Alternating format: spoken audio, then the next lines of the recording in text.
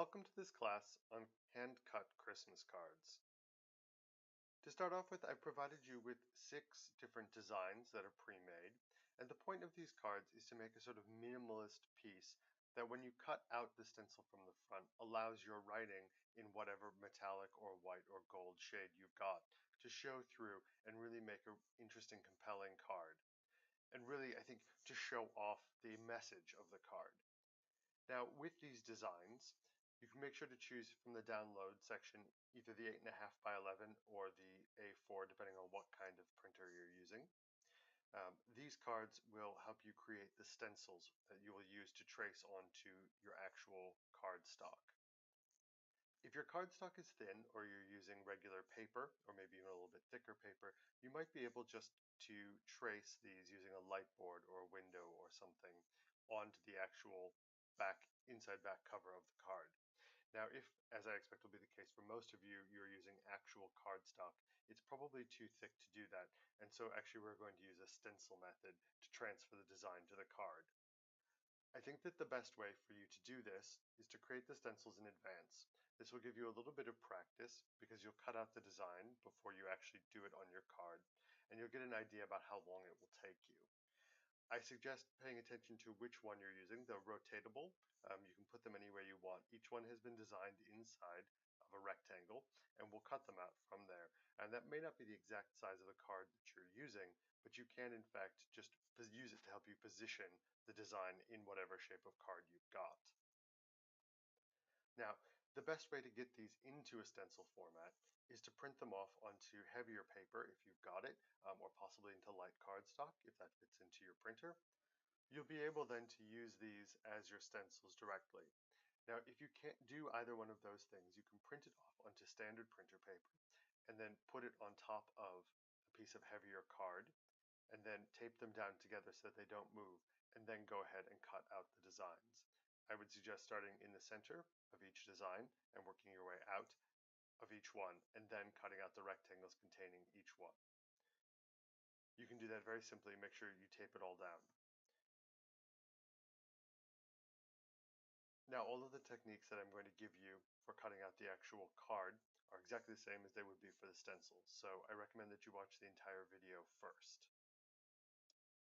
Now, what you'll need is your card, your stencil, a pencil, and something to cut with. You want to make sure that you trace your stencil onto the inside front cover of your actual card. You're always going to be cutting from back to front. You might need an eraser or a rubber if you're outside the US if you need to erase that pencil after you're done. Sometimes you have a little bit of that design left over. So you want to position that card with that stencil. Remember, this is the inside front cover. And go ahead and trace out each of those elements of the design using the pencil. Now, the thing about these designs is they're very simple and straightforward. And in most cases, you can always go back and cut out a little bit more or change the shape of something if it didn't come out quite the way you want. All of these, for instance, are just little tiny triangles. You can make them wider, you can make them longer, you can make them shorter, whatever you think works best. And so if you mess up a little bit, it's very easy to fix. So go ahead and trace that out. Make sure you get all of the elements, don't forget any of them.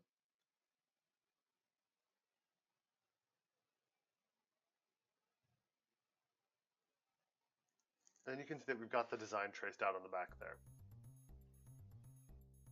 Then you can begin with the cutting. It's best to work from the center outward of any design. In this case, there's plenty of space between each of the elements, so it does not matter where you start. I find it easiest to practice with the little triangles on the side.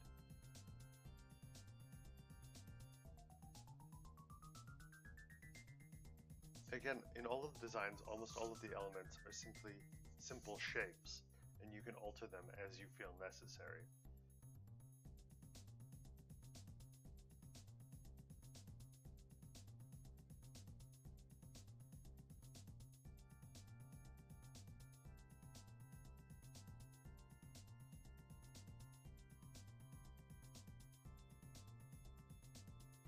If it's a little bit hard to pull out, you just go back in, make a tiny little cut again, and see if it will come out. If you're left with what I like to call tufts, which are the little bits of paper at the joint where two lines meet, you can just go back again and use your blade just very, very gently to press against them, and they will usually just fall away.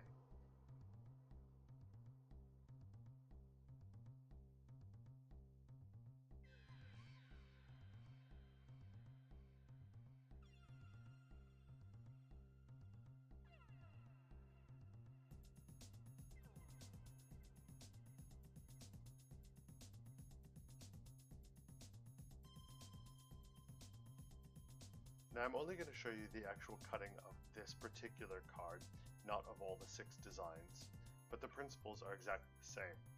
Most of the designs use very simple curves or straight lines, which are the easiest to cut.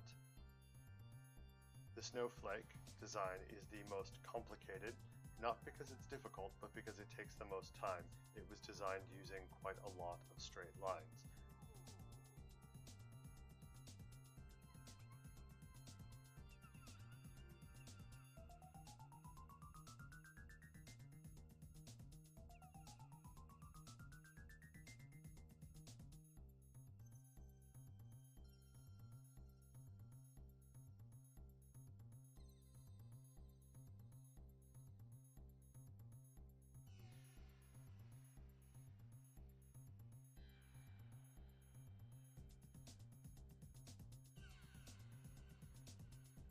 Be careful about any pieces that don't pull out right away.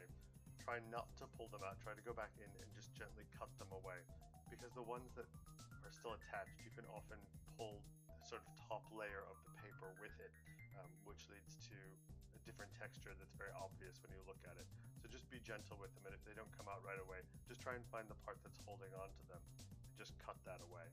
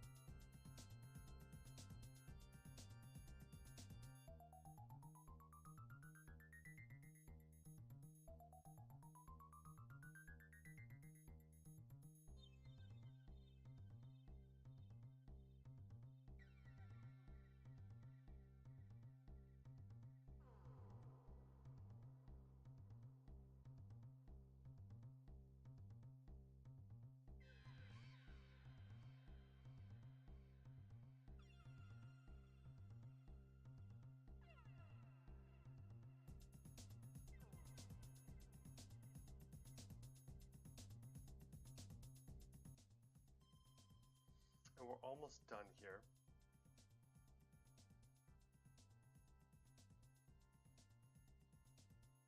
If you want, you can even use the star cutout as a little decorative piece of paper on another card or on a Christmas tree or something like that. Now we fold it back and you've got the front. And so it already casts shadows and looks really cool. Once you add in the writing to it, it looks really great. So I'm just going to take an eraser and just double check that there isn't any pencil left. That's why it's important you do it in pencil, not in pen. And just be gentle about it, you don't want to actually tear the card.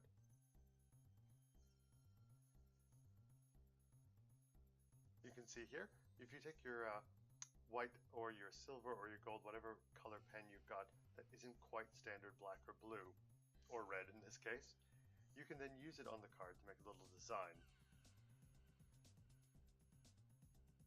K, of course, is for cartographic. So what makes these cards really pop is actually that white color on the card itself. that you can then see through. So on the Christmas tree, for instance, if you use silver and a green card, what happens is that it then looks like the tree has been decorated with tinsel. I find it's best when you're writing the card to know what you're going to write in advance, to have written it out, so that you might have an idea about where you'll format things and where they'll fall in the card. Now, in this case, I haven't actually prepared anything in advance, so I'm simply going to write the lyrics of a well-known Christmas song. There we are, your very own beautiful hand-cut Christmas card.